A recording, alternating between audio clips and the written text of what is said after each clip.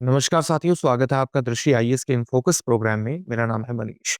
भारत में सांपों की 310 से अधिक प्रजातियां पाई जाती हैं, जिसमें से 66 प्रजाति ऐसी हैं जो जहरीली हैं। साथ ही 42 प्रजातियां कम जहरीली मानी जाती हैं और 23 प्रजातियां ऐसी हैं जिनका जहर जानलेवा होता है और इसलिए चिकित्सीय दृष्टिकोण से विशेष रूप से खास है। इस मुद्दे पर चर्चा करना इसलिए महत्वपूर्ण है क्योंकि हाल ही में भारत के केंद्रीय स्वास्थ्य मंत्रालय ने राज्यों से आग्रह किया है कि वो सांपों के काटने को अधिसूचित बीमारी घोषित करें, ताकि इस बीमारी पर यानी सांपों के काटने पर बेहतर निगरानी की जा सके और इस समस्या का बेहतर प्रबंधन किया जा सके। क्या है ये पूरी समस्या? आज इन फोकस के प्रोग्राम में समझने की कोशिश करेंगे। सबसे पहले देखते हैं कि इस पूरे टॉपिक के अंतर्गत किन पक्षों पर बात होने वाली है। सबसे पहले हमें खबर को विस्तार से जानना है। इसके बाद देखेंगे कि अधिसूचना योग्य बीमारी कौन सी होती है और इसका मतलब क्या है। इसके अलावा सर्पदंश को बीमारी घोषित क्यों किया जाना चाहिए, अधिसूचित बीमारी क्यों घोषित किया जाना चाहिए, उसके कारण क्या है, इसको जानने की कोशिश करेंगे। कौन से सांप ऐसे हैं जिनका काटना घातक साबित हो सकता है और सर्पदंश की अधिसूचना केंद्र सरकार क्यों चाहती है।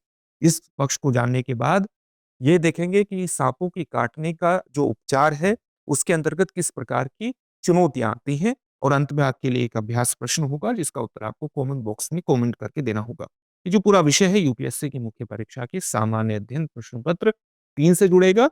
उसके साइंस एंड टेक के साथ-साथ बीमारी संबंधी खंड से आप इसे जोड़ सकते हैं और इसके अलावा आप प्राकृतिक आपदा से भी इससे जोड़ सकते हैं, क्योंकि अगर आप कुछ साल पहले की ओडिशा की रिपोर्ट को देखें तो ओडिशा में सबसे ज्यादा किसी प्राकृतिक घटना से होने वाले मौतों में सांपों का काटना को शामिल किया गया था।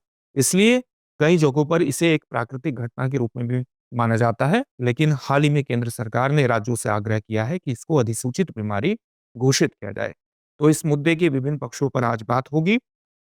हम आगे बढ़े इससे पहले आप हमारे चैनल को सब्सक्राइब जरूर करिए और बेल आइकन दबाइए ताकि हमारे सभी प्रोग्राम का नोटिफिकेशन आपको मिल सके। इन प्रोग्राम से आप जुड़े, इनका लाभ उठाएं। साथ ही इन सभी प्रोग्राम की पीडीएफ फाइल आपको इन फोकस दृष्टि आईएएस के टेलीग्राम चैनल पर उपलब्ध कराई जा रही है। डिस्क्रिप्शन में दिए गए लिंक पर जाकर के आप पीडीएफ फाइल डाउनलोड कर सकते हैं। आपके लिए एक महत्वपूर्ण सूचना यह है कि अब यूपीएससी का हब मुखर्जी नगर नहीं, नोएडा होगा। दृष्टि आईएएस मुखर्जी नगर की क्लासेस नोएडा में शिफ्ट हो चुकी हैं और इसलिए यूपीएससी की तैयारी के लिए मुखर्जी नगर नहीं, नोएडा चलें। नोएडा में 2 महत्वपूर्ण बैच हमारे प्रारंभ हो रहे हैं, एक हिंदी माध्यम का और एक इंग्लिश माध्यम का। हिंदी माध्यम का बैच हाल ही में प्रारंभ हुआ है और उसमें आप एडमिशन ले सकते हैं। एडमिशन लेने के लिए आप एक नंबर पर भी कॉल कर सकते हैं। हमारा नंबर होगा 9311406440। इसके अलावा इंग्लिश माध्यम का एक महत्वपूर्ण बैच 12 दिसंबर से प्रारंभ हो रहा है, जिसका जो समय होगा वो शाम को 6 बजे होगा। ये आईएएस फाउंडेशन बैच है जिसमें प्रीलिम्स और मेंस की तैयारी आपको देखने को मिलेगी। जहां पर नोएडा में ये बैच प्रारंभ हो रहे हैं उसका पता है C171/2 block A sector 15 Noida और ये स्थान नोएडा सेक्टर 15 मेट्रो स्टेशन के पास स्थित है। साथ ही हमारे प्रयागराज में भी हिंदी माध्यम का जीएस फाउंडेशन बैच 2 जनवरी 2025 से प्रारंभ हो रहा है जिसका समय होगा शाम को 6 बजे। लखनऊ में हिंदी माध्यम का जीएस फाउंडेशन बैच 23 दिसंबर से प्रारंभ होगा जिसका समय होगा सुबह 11:30 बजे। आप 8750187501 पर कॉल भी कर सकते हैं। इन बैचेस में एडमिशन ले सकते हैं और सफलता की दिशा में आगे बढ़ सकते हैं। इंटीग्रेटेड गाइडेंस प्रोग्राम संभव 2024 की सफलता को ध्यान में रखते हुए दृष्टि संस्थान आपके लिए संभव 2025 लेकर के आया है, जिसमें आपको मिलेगा 10 दैनिक प्रीलिम्स अभ्यास प्रश्न विगत वर्ष के प्रश्नों के गहन विश्लेषण पर आधारित, 2 दैनिक मेंस अभ्यास प्रश्न, विस्तृत विवरण और वास्तविक समय रैंकिंग, सामान्य अध्ययन एवं समसामयिक विषयों की संपूर्ण कवरेज और सभी उम्मीदवारों के लिए ओपन एक्सेस रहेगा। इस प्रोग्राम से भी आप जुड़ सकते हैं और सफलता की दिशा में आगे बढ़ सकते हैं। अब अपनी खबर को विस्तार से जानने की कोशिश करेंगे। खबर यही है कि हाल ही में केंद्रीय स्वास्थ्य मंत्रालय ने अलग अलग राज्यों से यह आग्रह किया है कि वो सांपों के काटने को एक अधिसूचित बीमारी घोषित करें। अधिसूचित बीमारी को घोषित करने का मतलब क्या होता है? अधिसूचित बीमारी का मतलब है कि एक ऐसा रोग जिसके लिए जिसके बारे में निजी और सार्वजनिक अस्पतालों के लिए ये सरकार को सूचित करना कानूनी रूप से आवश्यक हो जाएगा। तो अधिसूचित बीमारी का क्या मतलब हुआ? एक ऐसा रोग जिसके बारे में चाहे वो निजी अस्पताल हो चाहे सार्वजनिक अस्पताल हो, उसके बारे में सूचित करना कानूनी रूप से आवश्यक हो जाएगा। सरकार को सूचित करना बेहद ज्यादा महत्वपूर्ण है, और अगर सरकार को सूचित किया जाएगा तो उसका मतलब है कि सरकार उस बीमारी पर बेहतर निगरानी रख सकती है, उसको बेहतर तरीके से प्रबंधित कर सकती है और उस समस्या के निवारण के लिए कदम उठा सकती है। इसका सीधा सा मतलब यह है। सांप के काटने की जो घटनाएं हैं, इसको भारत में आप सार्वजनिक स्वास्थ्य की एक बहुत बड़ी चुनौती के रूप में घोषित कर सकते हैं, क्योंकि एक रिपोर्ट के अनुसार वर्ष 2020 की इंडियन मिलियन डेथ स्टडी के अनुसार हर साल भारत में जो सांप के काटने की घटनाएं हैं वो 30 लाख से 40 लाख हैं, और प्रतिवर्ष लगभग 58,000 लोगों की इसके कारण मौत होती है। केवल सांपों के काटने से मौत होती है। वर्ष 2024 की शुरुआत में सरकार ने इस समस्या के समाधान के लिए, यानी सांपों के काटने की समस्या के समाधान के लिए, एक राष्ट्रीय कार्य योजना की भी शुरुआत की है। उस राष्ट्रीय कार्य योजना में ये उद्देश्य रखा गया है कि वर्ष 2030 तक सर्पदंश से होने वाली मौतों को आधा किया जाएगा, और इस राष्ट्रीय कार्य योजना की ही मुख्य सिफारिश है कि सर्पदंश को एक अधिसूचित रोग बनाया जाना चाहिए, ताकि सरकार इस समस्या पर बेहतर तरीके से निगरानी कर सके और इस समस्या का बेहतर तरीके से प्रबंधन कर सके। तो सबसे पहले यही देख लेते हैं कि अधिसूचना योग्य बीमारी वस्तुतः होती क्या है। अधिसूचित बीमारी का सीधा सा मतलब है आमतौर पर उस तरह का सन इन्फेक्शन जो प्रकोप फैला सकता हो, बहुत बड़े स्तर पर फैल सकता हो, मृत्यु के लिए जिम्मेदार हो सकता हो, और जिनके लिए उचित सार्वजनिक स्वास्थ्य उपाय करने के लिए शीघ्र जांच की आवश्यकता हो। तो इस तरह की बीमारी को हम अधिसूचित बीमारी के रूप में ला सकते हैं। यद्यपि अधिसूचना योग्य रोगों की जो सूची है वो राज्य में अलग-अलग होती है, यानी राज्य दर राज्य अलग होती है। हर राज्य ने किस प्रकार के रोग को, किस प्रकार की बीमारी को अधिसूचित बीमारी में रखा है, ये राज्य के ऊपर ही डिपेंड करता है, क्योंकि अधिसूचना जारी करने का काम राज्य का ही है, और इसलिए हर राज्य की सूची क्या है, अलग-अलग है। अधिकांश राज्यों ने, आप कुछ ऐसी बीमारी देख सकते हैं जो अधिकांश राज्यों में एक कॉमन है, यानी अधिकांश राज्यों ने उनको अधिसूचना योग्य बीमारी में शामिल किया हुआ है। ये कौन-कौन सी बीमारी है? जैसे उसमें ट्यूबरकुलोसिस यानी टीबी, जिसको आप तपेदिक भी कहते हैं। इसके अलावा एचआईवी, हैजा, मलेरिया, डेंगू, हेपेटाइटिस जैसे संक्रमण हैं, जिनको अधिसूचना योग्य बीमारी माना जाता है अधिकांश राज्यों में। तो अधिसूचना योग्य बीमारी को हमने समझ लिया है। सर्पदंश को, यानी सांप के काटने को इस तरह की बीमारी क्यों माना जाना चाहिए, उसके कुछ कारण है। इसका कारण यह है कि सांप के काटने से गंभीर चिकित्सीय आपात स्थिति उत्पन्न हो सकती है, जिसके लिए तत्काल चिकित्सीय देखभाल की आवश्यकता होती है, तत्काल मेडिकल आवश्यकता होती है। इसके अलावा सर्पदंश यानी सांप का काटना गंभीर पक्षाघात यानी सिवियर हेमरेज उत्पन्न कर सकता है, सिवियर हेमरेज का कारण बन सकता है। इससे सांप सांस लेना भी बंद हो सकता है, आपको ये सांस लेने में मुश्किल हो सकती है। इसके अलावा ब्लीडिंग हो सकती है, घातक रक्तस्राव हो सकता है, विभिन्न ऊतकों को, आपके टिश्यूज को ये नुकसान पहुंचा सकता है। सर्पदंश के उपचार में मृत्यु और गंभीर लक्षणों को रोकने के लिए एंटीवेनम यानी विषरोधी औषधियों का प्रयोग किया जाना आवश्यक होता है, और इन सभी के कारण सर्पदंश को भी एक अधिसूचित बीमारी घोषित किया जा सकता है। ये सब कारण दिए जाते हैं। कौन से सांप का काटना विशेष रूप से भारत में घातक माना जाता है, इसकी भी एक जानकारी हासिल कर लेते हैं। भारत में सांपों की 310 से अधिक प्रजातियां पाई जाती है, जिसमें से 66 प्रजाति कैसी हैं जो कि जहरीली है, और 42 प्रजातियां ऐसी हैं जो हल्की जहरीली हैं। 23 प्रजातियां ऐसी होती हैं जो चिकित्सीय दृष्टिकोण से विशेष रूप से महत्वपूर्ण मानी जाती हैं, क्योंकि इनका जहर जो है वो जानलेवा होता है। देश में लगभग जो 90% सर्पदंश की घटनाएं हैं वो 4 सांपों की काटने से होती है। यानी 4 प्रकार के जो सांप हैं वो भारत में सर्पदंश की 90% घटनाओं के लिए जिम्मेदार है। वे कौन कौन से सांप हैं? एक है इंडियन कोबरा, एक है कॉमन करैत, एक है रसल वाइपर, और एक है सो स्केल्ड वाइपर। तो 4 सांप हैं जो 90% सर्पदंश की घटनाओं के लिए जिम्मेदार है। जान इनका नाम याद कर लीजिएगा, भारतीय कोबरा, कॉमन करैत, रसल वाइपर और सो स्केल्ड वाइपर। व्यावसायिक रूप से उपलब्ध जो प्रतिविष है वो, उसमें सभी 4 प्रजातियों का विष होता है, और जो कि 80% सर्पदंश के विरुद्ध प्रभावी होता है।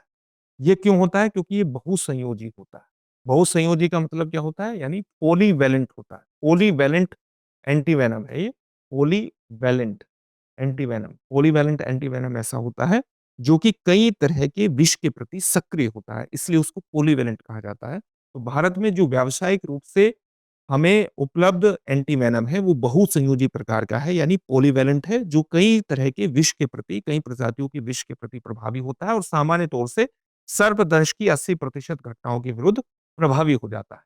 तो ये हमने जान लिया कि कौन-सा सर्पदंश या भारत में सर्पदंश की घटनाएँ किन साँपों के कारण सबसे ज़्यादा होती है, जो घातक होती है काफ़ी। सेंटर क्यों चाहता है कि सर्पदंश की घटना को एक अधिसूचित बीमारी घोषित किया जाए? इसका कारण क्या है? सामान्यतः हमने कारण समझ लिया है। इसका सबसे बड़ा कारण ये है कि साँप के काटने की सूचना देने से उसकी बेहतर निगरानी संभव हो सकेगी और सेंटर बेहतर तरीके से इस समस्या का प्रबंधन कर सकेगा, क्योंकि जैसे ही उसे मामलों का और मौतों की सटीक संख्या मिलेगी और ये पता चलेगा कि किस एरिया में ज़्यादा साँप के काटने से मौत होती है या ज़्यादा लोग प्रभावित होते हैं, उसी हिसाब से वो इस समस्या का प्रबंधन कर सकता है। उसी हिसाब से लोगों को जो स्वास्थ्य देखभाल केंद्र है, उनमें लोगों को प्रबंधित कर सकता है। प्रबंधित करने का मतलब है उन लोगों को प्रशिक्षण दे सकता है और एंटी वेनम को उपलब्ध करा सकता है क्षेत्र के हिसाब से।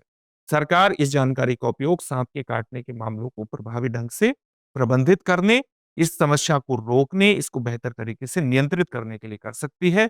विभिन्न क्षेत्रों में पर्याप्त एंटी वेनम उपलब्ध कराए जा सकते हैं। क्षेत्र के हिसाब से लोगों को प्रशिक्षित किया जा सकता है, जहाँ पर सांप के काटने से घटनाएँ ज़्यादा होती हैं।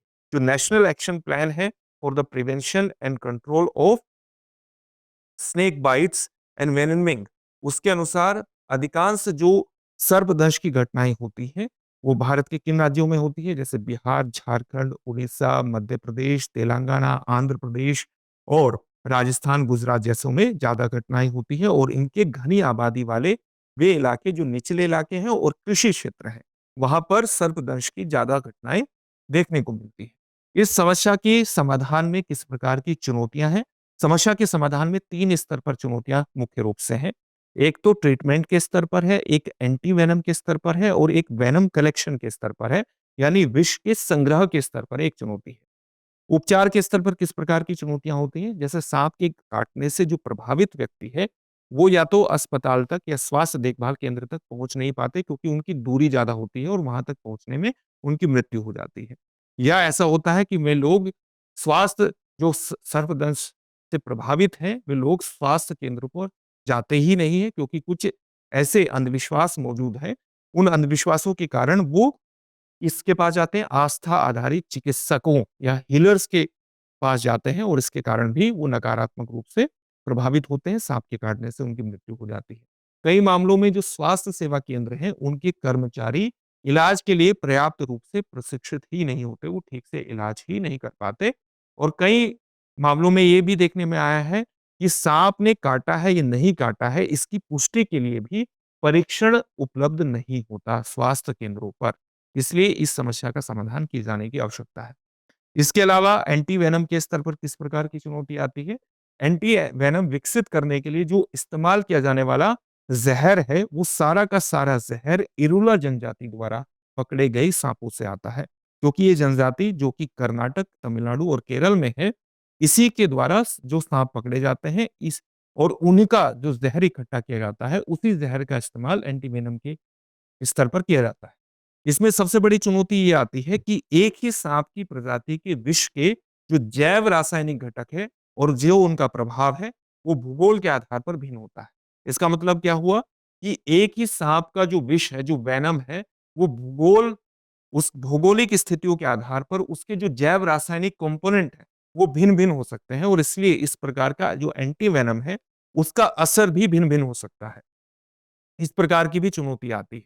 इसके अलावा अध्ययनों से ये भी पता चलता है कि उम्र के हिसाब से, यानी सांप की उम्र के हिसाब से उसके विष की ताकत भी बदलती रहती है। जैसे वर्ष 2024 के एक अध्ययन के अनुसार रसल वाइपर के जो सपोले हैं, यानी जो उनके छोटे बच्चे हैं, उनका विष वयस्कों की तुलना में ज्यादा घातक होता है स्तनधारियों के प्रति भी और सरीसृपों के प्रति, रेप्टाइल्स के प्रति भी।